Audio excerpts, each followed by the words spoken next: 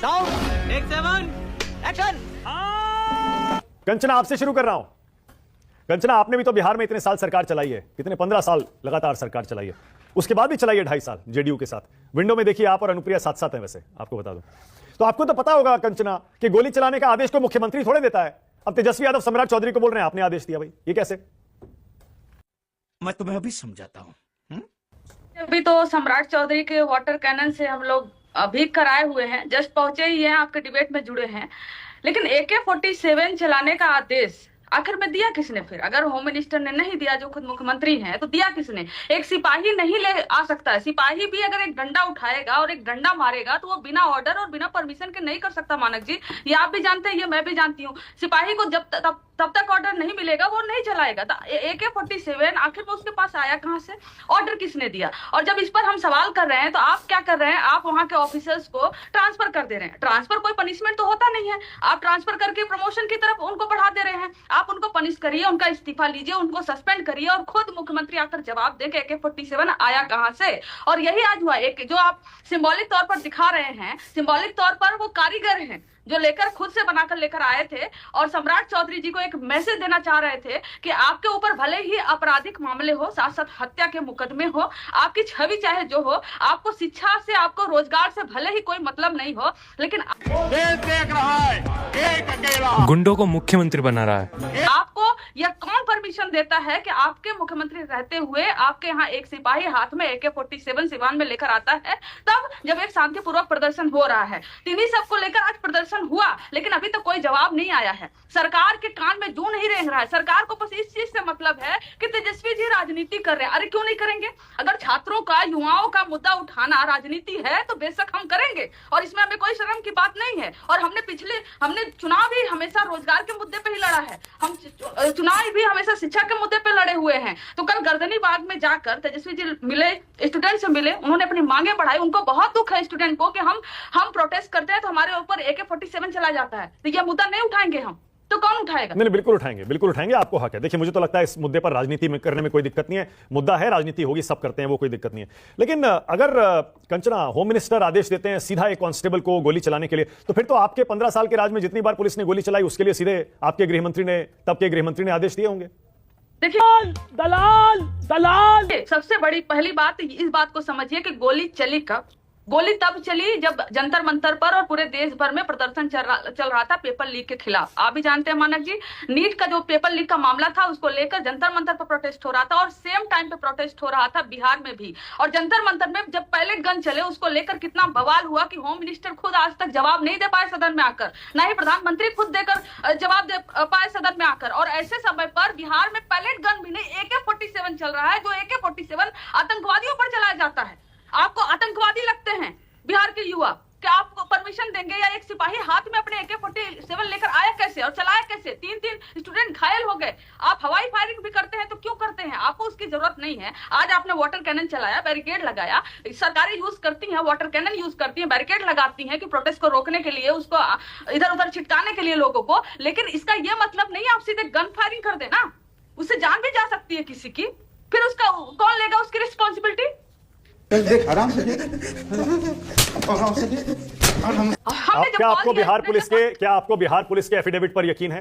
क्या आपको बिहार पुलिस जो कोर्ट में हलफनामा देकर कह रही है उस पर यकीन है? उसने कहा कि हवा में AK-47 चलाई थी, हाँ 9mm पिस्टल चलाई गई जिससे 3 लोग घायल हुए हैं।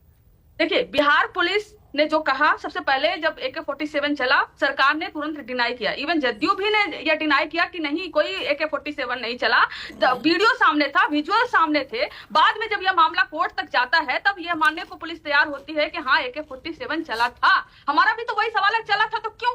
आप 2 केसेस देख लीजिए, भरत तिवारी एनकाउंटर केस जिसमें पुलिस एनकाउंटर करती है, उस केस में भी उस अधिकारी को सस्पेंड नहीं किया गया, ट्रांसफर कर दिया गया मानक जी। और इस केस में भी सिवान में जब AK-47 चला तो इसमें भी उसको सस्पेंड नहीं किया गया, उसका भी ट्रांसफर कर दिया गया। तो हमारा क्या सवाल जायज नहीं है? आगे भी आंदोलन होंगे, आगे भी जो TRE-4 का भी नोटिफिकेशन जारी किया इन्होंने, पेपर लीक के जो मामले हैं, तो आप क्या गन चलाएंगे?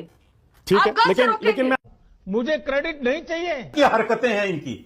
आपने देखा जो राहुल गांधी ने किया, जो कांग्रेस पार्टी ने किया, जो सपा ने किया, उसके प्रति देश भर में किस तरह का राहुल गांधी ने क्या किया?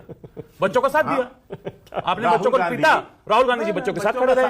आपने बच्चों पे पैलेट गन चलाई, राहुल गांधी जी ने आपके खिलाफ आंदोलन किया। आपने बच्चों को कील वाली लाठियों से पीटा, राहुल गांधी जी ने संसद में आके अमित शाह को बोला कि आके अपना जवाब दो, लेकिन वो नहीं दे पाए, वो डर गए। आप ये बताइए बच्चों ने क्या किया? मानक जी इनको बोलना। अब ओके, ईशान त्यागी की बारी है। के शर्मा, अब ईशान त्यागी की बारी है। ईशान बोलिए।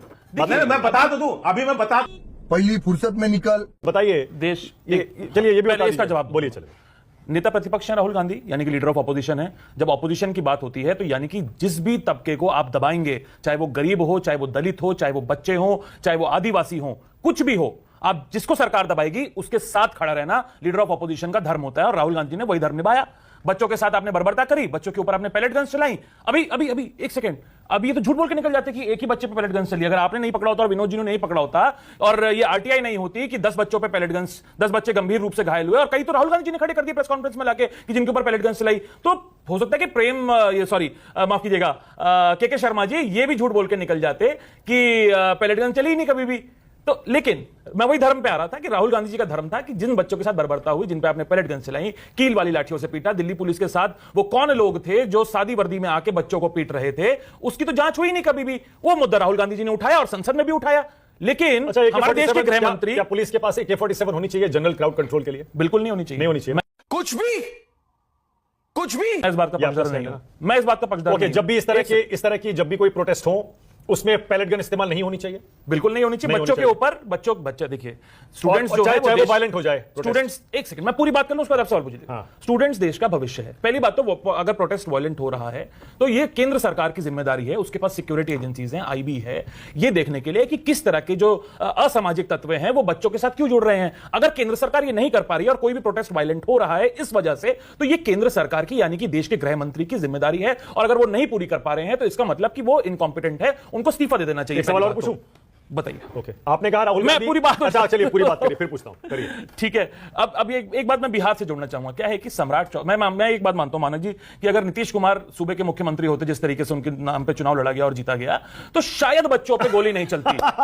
लेकिन सम्राट चौधरी के जो राजनीतिक गुरु है मानक जी, वो अमित शाह हैं, जिनसे वो ट्रेनिंग लेकर आ रहे हैं, जिनसे वो आजकल सब चीजें सीख रहे हैं। जिस तरीके से वहां पैलेट गन चली दिल्ली में, बच्चों को कील वाली लाठियों से पीटा गया, इसी तरीके से आपने खुद ही दिखा दिया कि कौन सी हवाई फायरिंग हुई।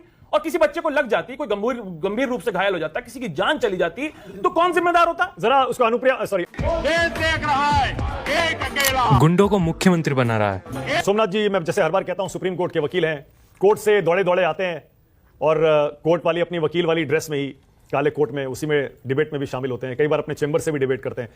तो थोड़ा कानून पर ही थोड़ा सा ज्ञान बढ़ाइए हमारा पहले। सोमनाथ जी, ये जो एफिडेविट है इनको तो मानना पड़ेगा ना, दिल्ली पुलिस का एफिडेविट सुप्रीम कोर्ट में, बिहार पुलिस का एफिडेविट वहां के हाई कोर्ट में। सोमनाथ जी, माने मानक जी, क्या होता ना कि मैं मोदी जी की तरह मेरे पास 10-15 ड्रेसेस नहीं होते कि मैं हर वक्त ड्रेस बदलता फिरूं। तो जो ड्रेस सवेरे डालता हूं कोर्ट के लिए, उसे को डाले रहता हूं सारा दिन, क्या करें।